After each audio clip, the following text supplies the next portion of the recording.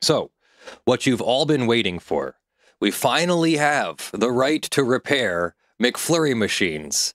Previously, Taylor could tell franchisee owners, and McDonald's could tell franchisee owners that they weren't allowed to use outside or third-party vendors' repair services like Kitsch. Remember, there was a whole video we did about this. You couldn't repair the McFlurry machines except through this one company. Just like John Deere won't let you repair their tractors in many cases without an authorized technician approving and using special diagnostic software to authorize new parts. There's several examples like that in this story, but the short version is that Public Knowledge and iFixit, among many others, submitted a public petition to have an exemption to the DMCA's prohibition on technological protection measures. So this is part of the DMCA. The DMCA is not just the notice and takedown provisions. It also prohibits circumventing technological protection measures that effectively control access to a copyrighted work.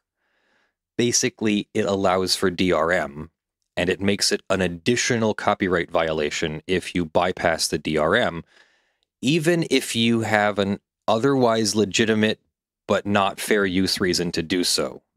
So fair use is still generally considered acceptable, but without a fair use reason, and even then with a fair use reason, there was still, and still is, a huge gray area of what is a copyright violation when you go to do something like repairing your own equipment, repairing your own John Deere tractor, repairing something electronically wrong with your car, accessing your car's engine control unit through diagnostic software. But what if the programmer / developer puts the software that runs the thing and the settings behind that technical protection measure, and then claims you're violating copyright because you're accessing the copyrighted thing when you really all you meant to do was change your firmware or change your settings?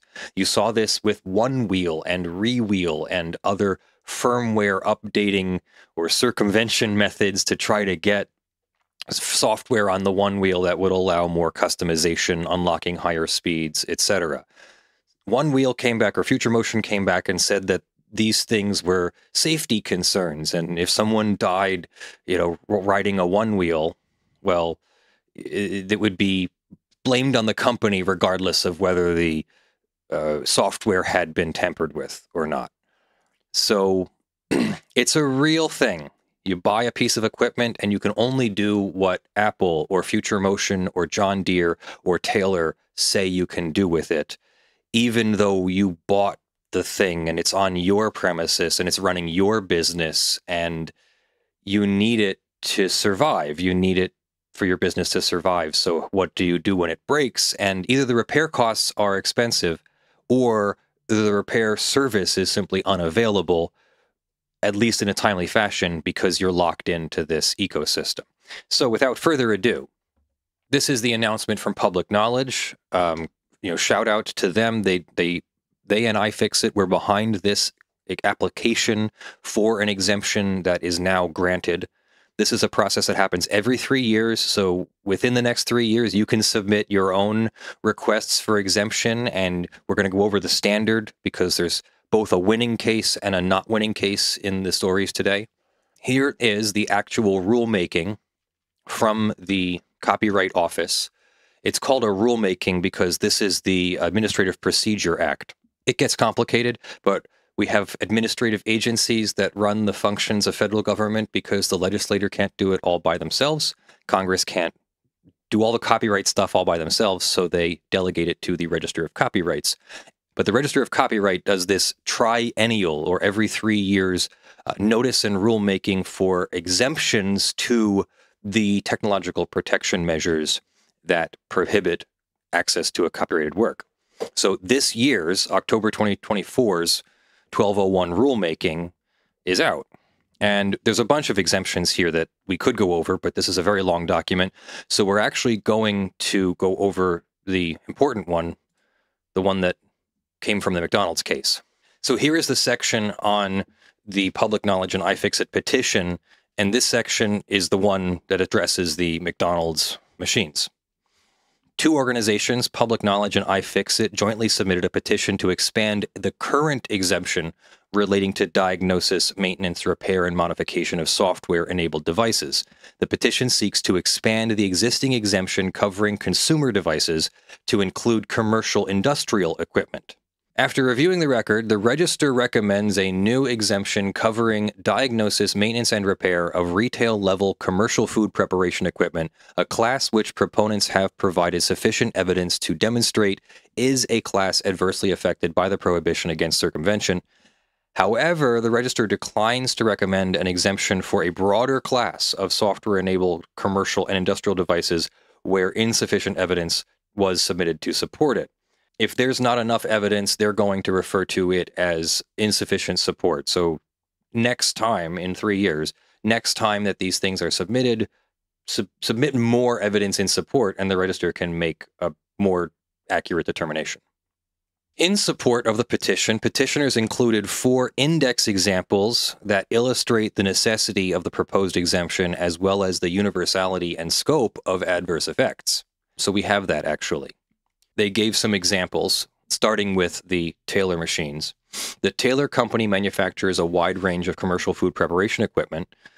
Thanks to a 6-decade partnership with McDonald's, Taylor machines are found at 13,000 or more franchise locations worldwide. It was not until 2017 that McDonald's began to allow franchisees to purchase machines from another source.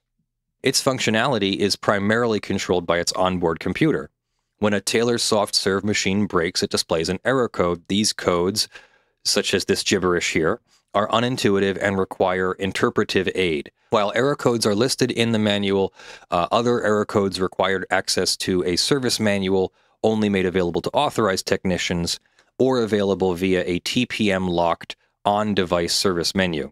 This menu can be accessed with an approved diagnostic tool or via an extended, undocumented combination of key presses that they say may not be available after a firmware update either. The codes are regularly updated and reassigned via firmware updates, etc. Construction equipment, proprietary diagnostic kits. So Senebogen, Liebherr, Caterpillar are heavy equipment manufacturers, and they block access to diagnostic equipment through technological protection measures.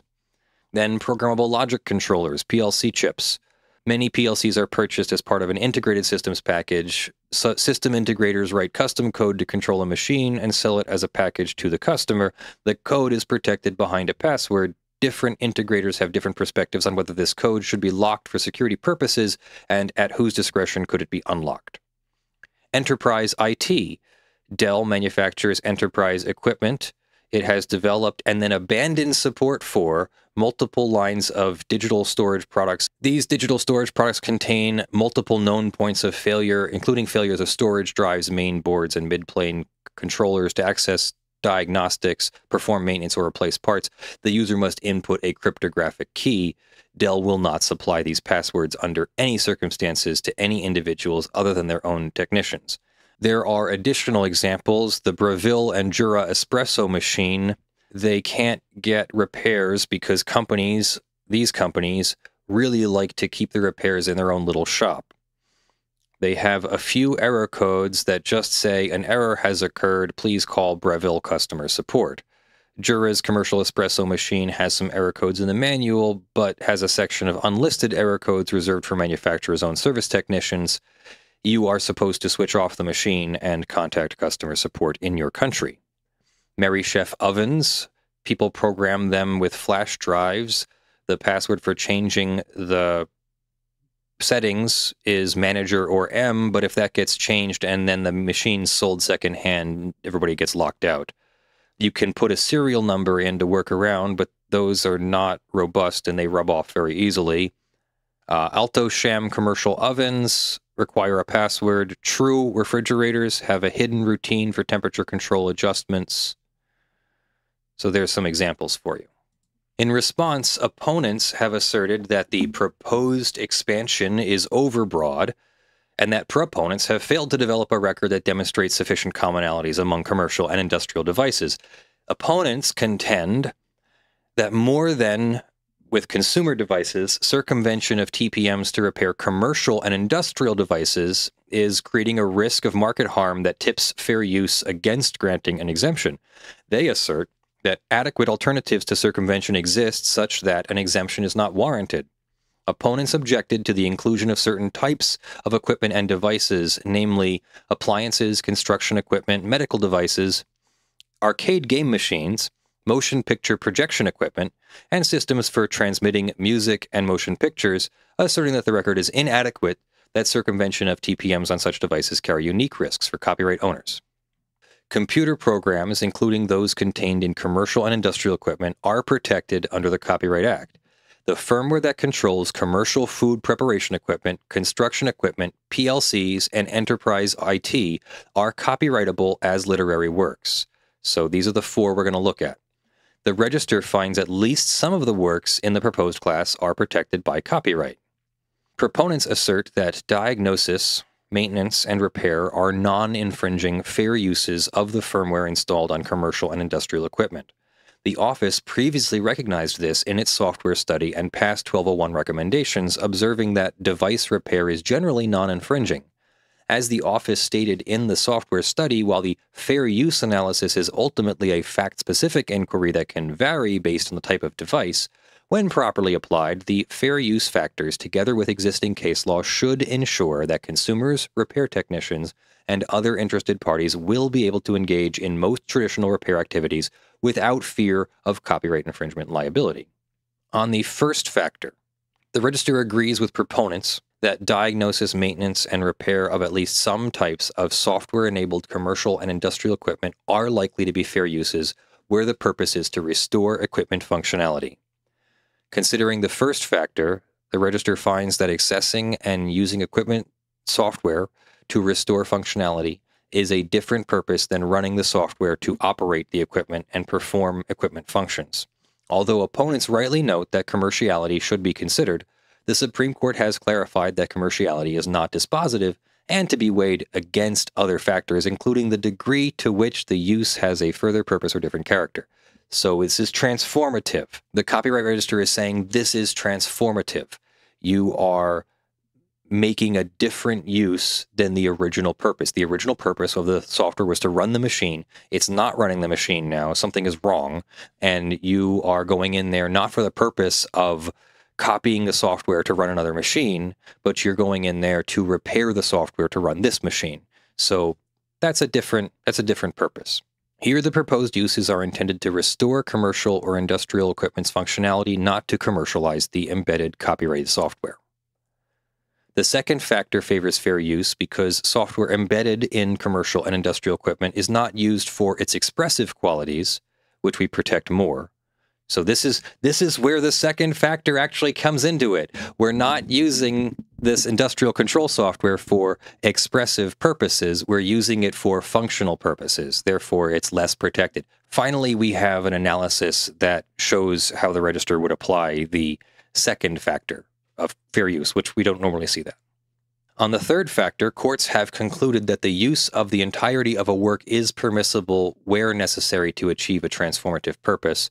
The Register finds this factor should be given little weight because the use is for diagnosis, maintenance, and repair. Turning to the fourth factor, consistent with findings in prior rulemakings, the Register credits proponents' assertion that most equipment software generally has no independent value, separate from being used with the equipment. Opponents demonstrated that in some cases equipment software is licensed separately. Nevertheless, there is no indication that the proposed uses would interfere with the licensing market for the software as opposed to merely restoring functionality to the equipment so that the equipment performs as intended. Opponents' concern that equipment repairs may be performed improperly and thus market harm occurs. In order to qualify for the exemption, the proposed uses must be executed in a manner that restores device functionality while preserving technological protections for software and other information.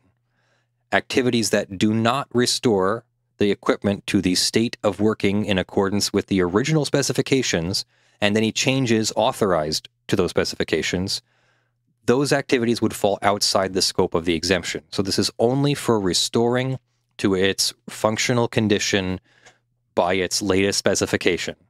You can't go and make it do... it doesn't even say you can make it do new things. So you got to be clear about that. It doesn't say you can go and make it do new things. Therefore, the Register recommends that the Librarian of Congress designate the following classes: computer programs that are contained in and control the functioning of lawfully acquired equipment that is primarily designed for use in retail-level commercial food preparation, when circumvention is necessary to allow the diagnosis, maintenance, or repair of such a device and is not accomplished for the purpose of gaining access to other copyrighted works. So that's an interesting conclusion. Maybe it's not a conclusion, because remember, Kitch wasn't simply accused of bypassing a technological protection measure. Kitch had sued McDonald's because McDonald's and Taylor had sort of acted together in the background, and McDonald's had more or less banned their franchisees from using Kitch products to repair their McFlurry machines. It wasn't just a repair, though, so they have to be very careful about this one. If they actually do access something in the Taylor side of the software, it has to comply with this paragraph now. Well, maybe not now, but in the near future when the librarian finally adopts it. Kitch can now use this in a way to accomplish their goal. And all other things being equal, without some kind of other block on franchisees using Kitch machines to fix their Taylor machines, it seems like this addresses that. Either way, there will shortly be an exemption allowing the circumvention of technological protection measures in retail-level commercial food preparation devices, not those other categories that we talked about. Next, we'll talk about the same kind of exemption for libraries to allow off-site lending of archived video games. And that one goes differently. We don't get an exemption for that. Let me know what you think of this exemption, the retail food equipment, preparation equipment, circumvention equipment. Let me know what you think of that in the comments below.